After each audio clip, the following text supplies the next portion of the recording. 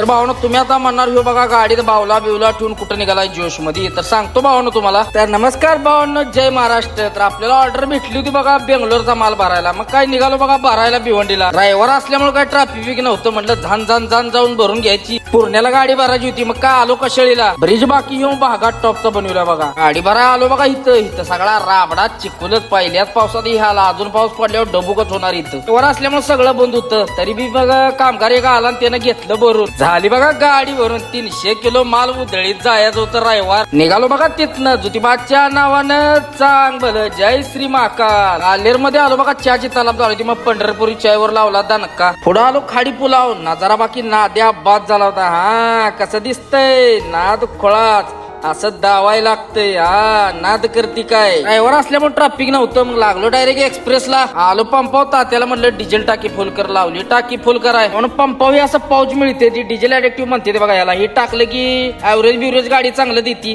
Pump Navjal clean राहते. ते टाकत जावं भावांनो. घाट आज मोकळाच. मग काय वाघ चालला गे बघा. मधला पट्टा धरून सणाना पेरेलेली. ओढला एकदाचा एक्सप्रेस बघा. लागलो पुण्याला. पुण्यात म्हणलं ट्रॅफिक लागाय नको आता. पुन्हा पास करून आलो डायरेक्ट खंडाळ्या घाटाला. पावसानं राव गाठला होता याटावडा. काय डोक्याला ताप. त्यावर शिफ्टवाल्यानं केला खेळ. ड्रिफ्ट मारा गेला डायरेक्ट डिवायडर वर. आलो घरी. चला भावना आता भेटून नेक्स्ट ब्लॉग मध्ये. जय महाराष्ट्र.